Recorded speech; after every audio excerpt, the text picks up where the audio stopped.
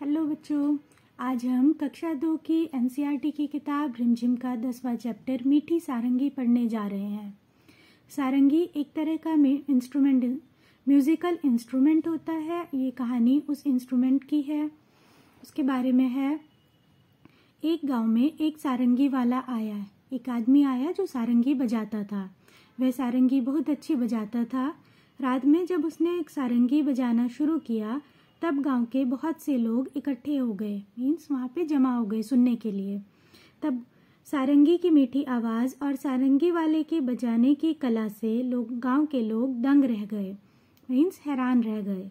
सब लोग कहने लगे कैसी मीठी सारंगी है। सब इंजॉय कर रहे थे उसको। आहा, कितना आनंद आ रहा है। वहीं पास में बैठा हुआ भोला भी लोगों की ये बातें सुन रहा था। वह मन ही मन कहने लगा, इन लोगों को सारंगी बहुत मीठी लगी, लेकिन मेरा तो मुंह मीठा हुआ ही नहीं। मन ही मन कहने लगा, मीन्स वो सोचने लगा और कह रहा था मुझे तो टेस्ट नहीं आया। वो समझ रहा था लोगों को टेस्ट आ रहा है, ये सब झूठे हैं। थोड़ी देर बाद उसने सोचा कि शायद सारंगी वाले के पास बैठने से मुंह मीठा हो जाए, इसीलिए वह सारंगी वाले के पास जाकर बैठ गया। रात के 3-4 बजे जब सारंगी वाले ने गाना बजाना बंद कर दिया तब लोगों ने सारंगी वाले से कहा, महाराज आपकी सारंगी बहुत मीठी है, हमें बड़ा ही आनंद आया, 2-4 दिन यहीं ठहरिए। सब लोग और सुनना चाहते थे उसको, तो कह रहे थे कि यहीं रुक जाओ, 4 दिन और सुनेंगे फिर से। ये बातें सुनकर भोला मन ही मन झुंझलाया और सोचने लगा, ये लोग झूठ तो नहीं बोल सकते। सारंगी मीठी ज़रूर है, पर मुझे न जाने स्वाद क्यों नहीं आ रहा, कि मुझे क्यों नहीं टेस्ट आ रहा है। सब लोग तो झूठ नहीं बोल सकते हैं। तब तक रात ज़्यादा हो गई थी, इसलिए इस कारण लोग घर नहीं गए, वहीं चौपाल में सो गए। सारंगी वाले ने भी सारंगी पर खोली चढ़ाई और उसे अपने सिरहाने रखकर सो गया। मीन्स सारंगी वाले ने अपनी जो इंस्ट्रूमेंट था उसको कवर किया और रखकर पास में सो गया। पर भोला को चैन कहाँ था। जब लोग नींद में खर्राटे लेने लगे तब उसने चुपके से उठकर वह सारंगी उठा ली और ऊपर का खोल उतारकर उसे जीभ से चाटा। कुछ स्वाद नहीं आया। अब उसने सारंगी को खूब हिलाया, उसके छेद को मुंह के पास लगाकर मुंह में उंडेला। सोच रहा था शायद इससे कुछ मेरे मुंह में गिर जाएगा और मुझे मीठा टेस्ट आ जाएगा, पर सारंगी से एक भी बूंद नहीं निकली। वह लोगों की बेवकूफ़ी पर बहुत ही झुंझलाया। अब की बार उसने सारंगी को गांव से बाहर दूर ले जाकर फेंक दिया।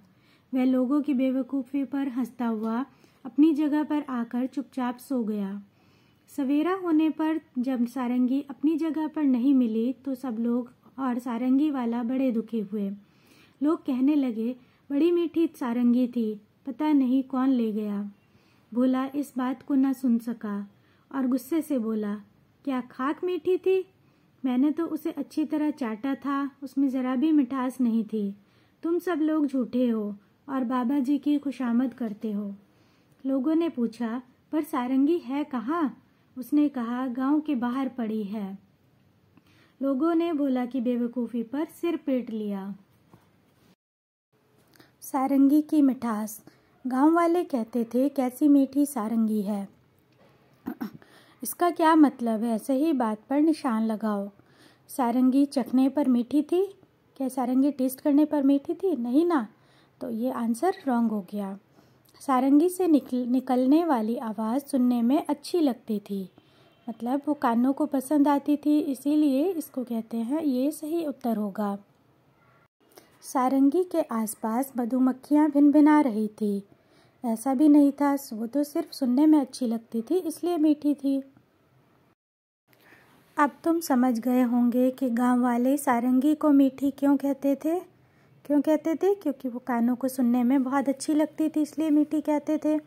अब बताओ, कड़वी बात का क्या मतलब होता है? जो बात पसंद ना आए और सुनने में अच्छी ना लगे, उस बात को कड़वी बात कहते हैं। कहानी से भोला ने क्यों सोचा कि सभी झूठ बोल रहे हैं। भोला को म्यूज़िक की कोई नॉलेज नहीं थी, उसको वो समझ रहा था कि इसे सुनने से मेरा मुंह मीठा हो जाएगा। इसलिए सारंगी की आवाज़ सुनकर जब भोला का मुंह मीठा नहीं हुआ, तब उसने सोचा कि सब झूठ बोल रहे हैं। भोला को सारंगी का स्वाद क्यों नहीं आया। भोला को तो पता ही नहीं था कि सारंगी सुनकर उसको कानों को अच्छी लगेगी। इसलिए भोला संगीत की मधुरता से अनजान था, इसलिए उसे सारंगी का स्वाद नहीं आया। भोला ने किस किस तरह से ये जानने की कोशिश की कि सारंगी मीठी है। सबसे पहले भोला ने सारंगी के खोल को उतारकर उसे चाटा, फिर उसके छेद को मुंह के पास ले जाकर उड़ेला। वो सोच रहा था शायद उसमें से कोई रस की बूंद निकलेगी और उसके मुंह के अंदर गिर जाएगी और उसका स्वाद मीठा आ जाएगा। सारंगी वाले ने सारंगी पर खोल चढ़ाया और अपने सिरहाने रखकर सो गया। सारंगी वाले ने अपनी सारंगी पर खोल क्यों चढ़ाया होगा? सारंगी वाले ने सारंगी की सुरक्षा के लिए उस पर खोल चढ़ाया होगा, ताकि उस पर धूल, मिट्टी, पानी इत्यादि ना पड़े। और किन किन चीज़ों पर खोल चढ़ाया जाता है? खोल यानी कवर हम किसी चीज़ को सेव करने के लिए चढ़ाते हैं। तो ऐसी चीज़ें आप अपने घर में देखते ही हैं, जैसे तकिया, सोफ़ा, हारमोनियम, गिटार, तानपुरा, चश्मा, कॉपी, किताब आदि पर हम लोग कवर चढ़ाते हैं, यानी खोल लगाते हैं। गाओ बजाओ। ऊपर संगीत के बाजों के नाम लिखे हैं। इनमें से कुछ तार छेड़कर बजाए जाते हैं, कुछ हाथ की थाप देकर। इनके नाम सही जगह पर लिखो। तार वाले होते हैं सारंगी, एकतारा, सितार और गिटार। थाप वाले ढोलक, तबला, डफली। और अन्य होते हैं बांसुरी, शहनाई और हारमोनियम। इनको न इनमें तार होता है और इनको थाप देकर भी नहीं बजाया जाता। ऊपर लिखे बाजों को जगह जगह बजाया जाता है। सोचकर लिखो इन जगहों पर क्या क्या बजाया जाता है। रेलगाड़ी या बस में एकतारा या बांसुरी आपने सुनी होगी। घर पर किसी अवसर पर ढोलक, शहनाई, जब शादियाँ होती हैं तो ढोलक या शहनाई बजाते हैं। भजन कीर्तन में सितार और हारमोनियम बजता है। स्कूल में किसी अवसर पर तबला और गिटार बजाया जाता है। इस कहानी में मिठास की बात है।